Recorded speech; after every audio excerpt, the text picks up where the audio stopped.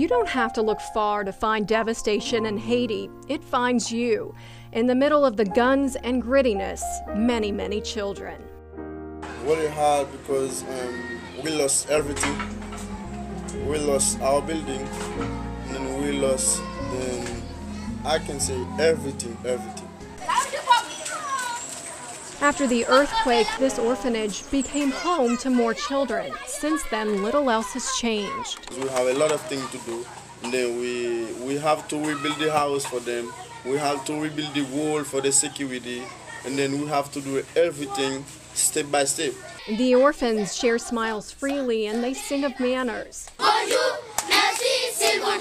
Living in an environment most would find difficult to be grateful for. Toddlers clamor to be held. Stifling hot 90-degree plywood buildings house the 60 children here. Meals are cooked in an open-air kitchen with a tarp for a roof. God saved my life. That's the reason. And then when I pray, I said to God, thank you because you saved my life, and then you have a project for me to take care of the kids for you. That's the reason I know you saved my life. At another nearby orphanage, since the earthquake, parents have abandoned their special needs children in front of these gates.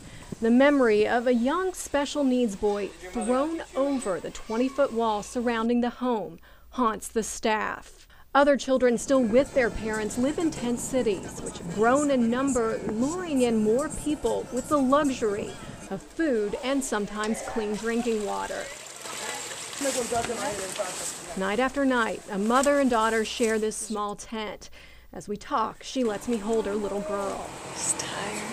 Before we leave, she asks if we'll take her baby to a nearby orphanage on the condition she can visit.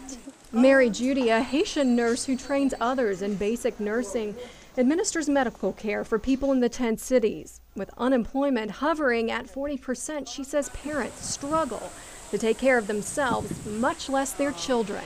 They're willing to work and there's no work.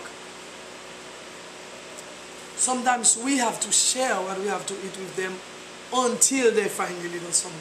Haiti may very well be the most materially poor country in the Western Hemisphere. However, it continues to be rich with pride. Even though you go hungry, you don't have to be dirty.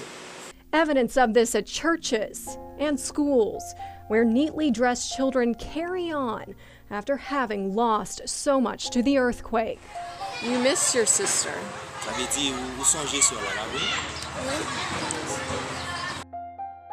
Many say the long-term solution to Haiti's problems hinges on education and jobs.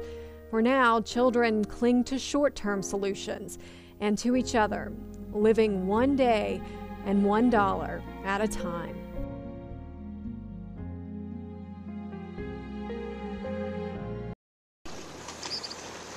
In Haiti, we say water is life, but I want to add something on that. Water is life when it is treated water. If it's not, water is not life. Workers at Water Missions International have provided clean drinking water purification systems that have helped 300,000 Haitians, including young students responsible for the country's future.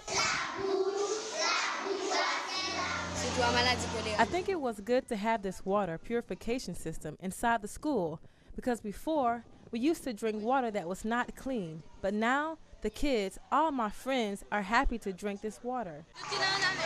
The clean drinking water system at this school has not washed away all of the unhealthy habits here, though. The children still clean their lunch dishes in contaminated water. Yeah, I'm trying to tell them not to use the water. It's like it's not clean, but we have the system too close. So I think that we need to talk with the principal of the school. The principal told us the cooks at the school clean the dishes again with clean water after the children rinse them. The kitchen workers admit they don't do that all the time. Beyond the schools, the intense poverty has triggered carjackings and kidnappings for ransom. A Haitian police officer helped this Water Missions employee avoid disaster as he tried to install a system in Port-au-Prince. He said to me, stop, inside is danger. If you want to lose your car, go in. If you don't want to go to lose your car, go back because they need your car, they need the money. 60 miles outside of Port-au-Prince, rice production continues near the very river where experts say the cholera epidemic began. Every hand raised here belongs to someone who lost a loved one to it. Cholera?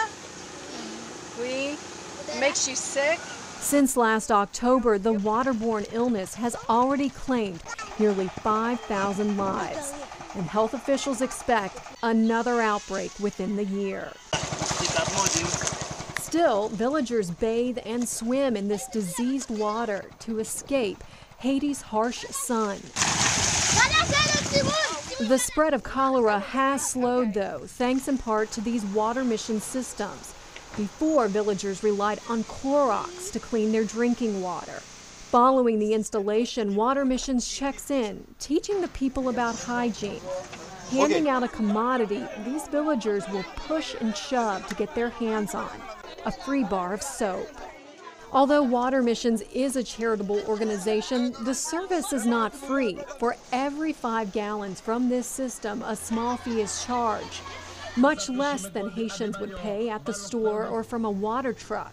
The money goes toward maintaining the system in the community long term, with the goal of helping the Haitian people sustain themselves when foreign helpers return home. When we give them a fish, they'll eat it and it's gone. But our goal is to teach them how to fish.